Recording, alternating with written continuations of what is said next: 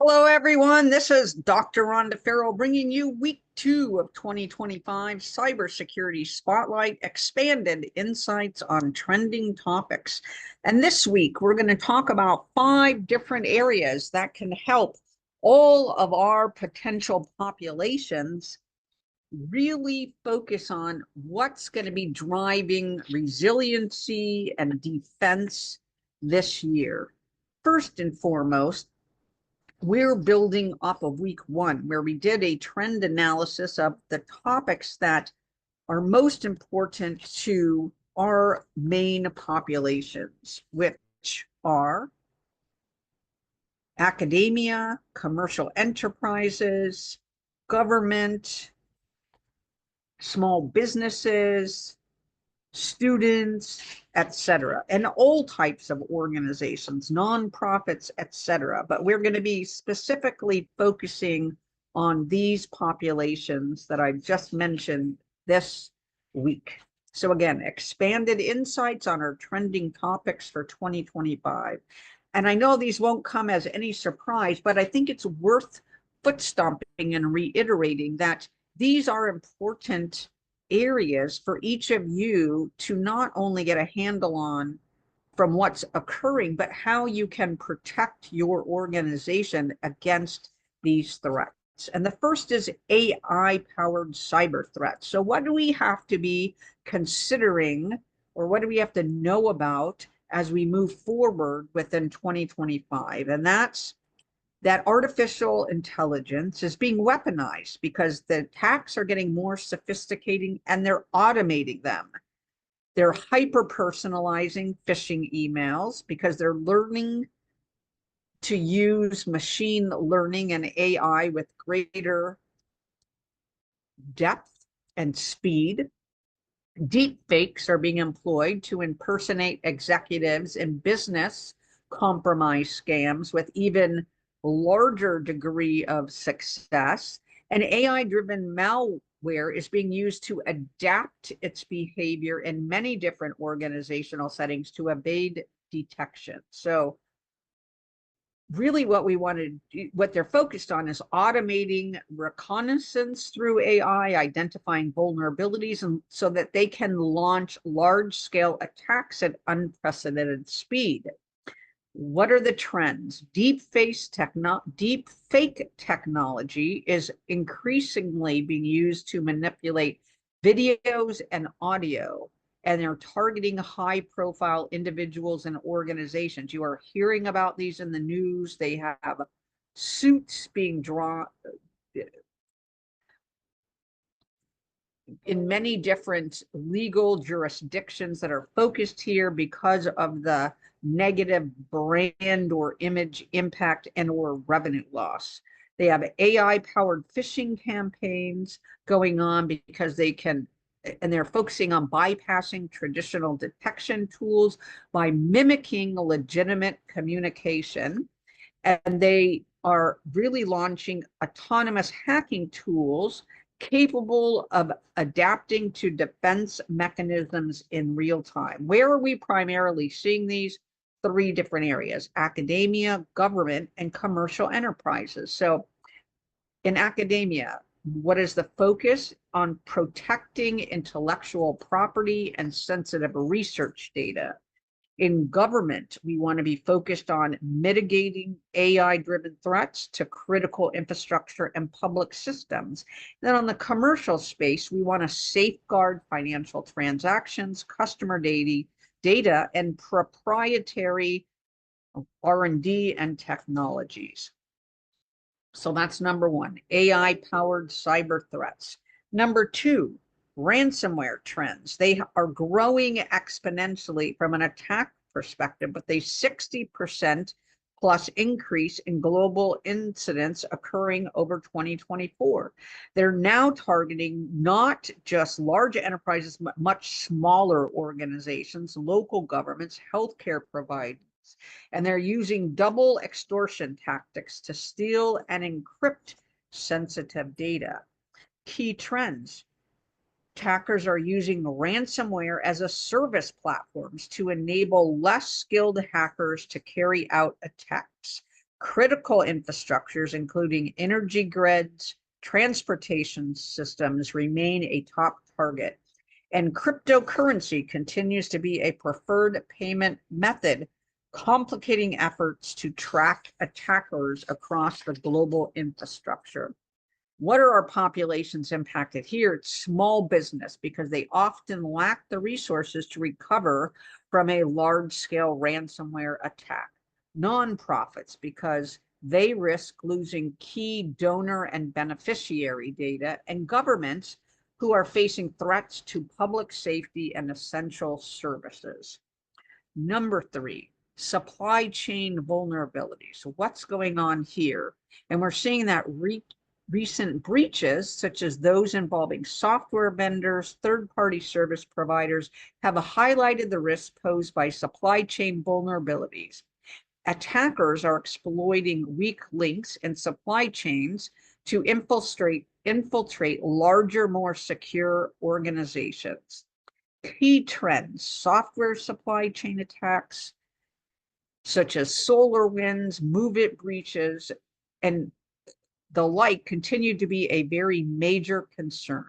There is the increased reliance on third-party vendors to introduce more potential entry points for attackers to harness and use, and regulatory bodies are emphasizing stricter supply chain security standards. What are the populations that are impacted here? Commercial enterprise, because they really need to be focused on managing the risks in their partnerships with third-party vendors. Governments, ensuring compliance with new regulatory frameworks and protecting public contracts.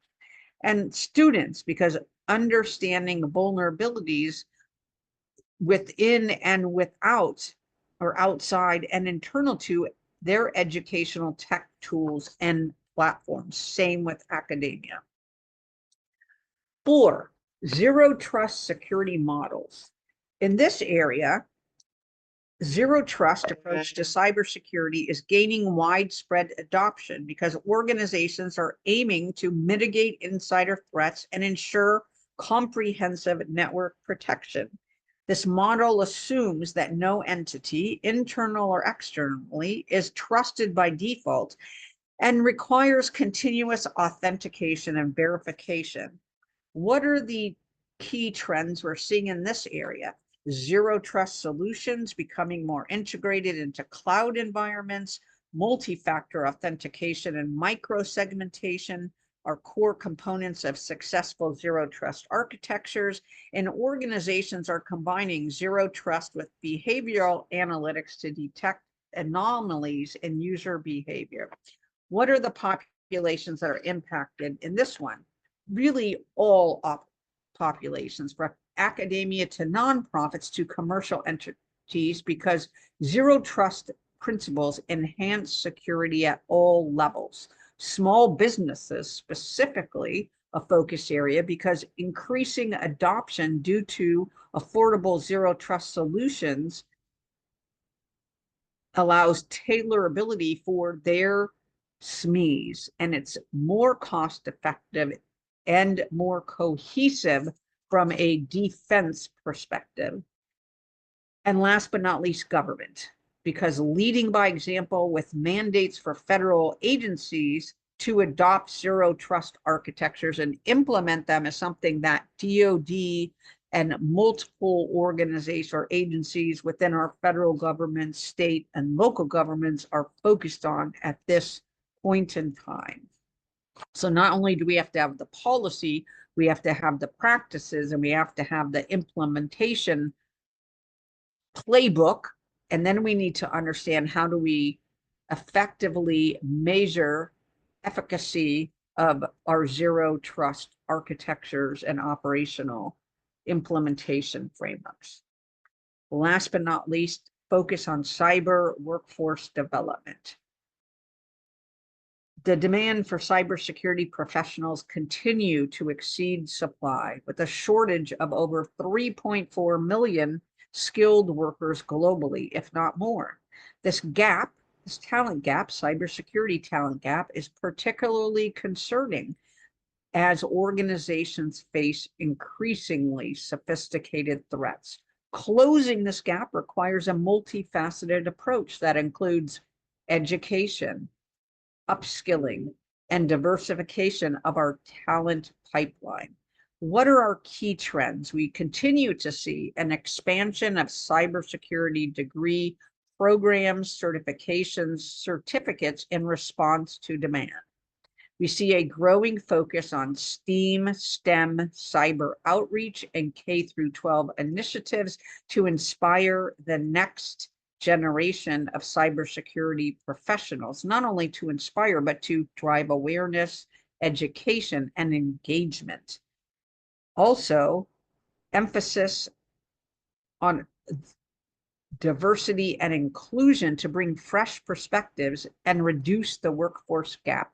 We've seen that DEI initiatives can better enable innovation and better enable a holistic perspective to be enhanced and implemented strategically, tactically, and operationally.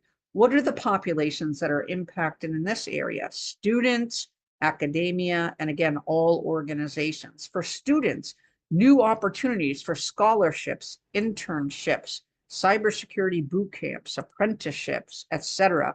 Building that pipeline from K through 12 through technical and educational entities to 2-year colleges to 4-year colleges, 4-year plus colleges and universities continue to be heightened focus on expansion globally, and as well as partnerships with our commercial and government entities to meet downstream workforce demands. Academia, same. Expansion of the cybersecurity programs, certifications, and certificates. And again, all organizations, because investing in training programs to upskill existing employees and retain talent help you leverage experience in a non-traditional area that can be harnessed and utilized quite well within the cyber realm.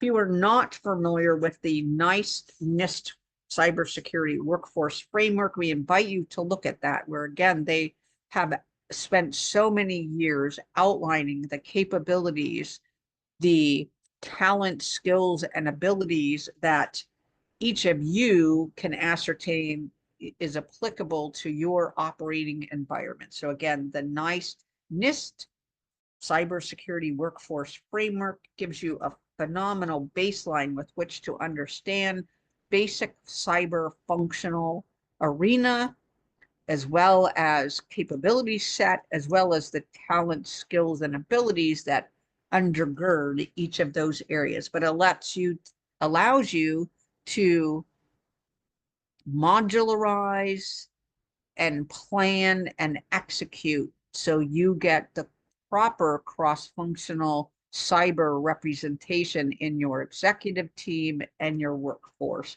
as well as in your training. Again, this is Dr. Rhonda Farrell, the founder of Cyber and STEAM Global Innovation Alliance, bringing you week 2 of year 2025 Cybersecurity Spotlight, expanded insights on trending topics.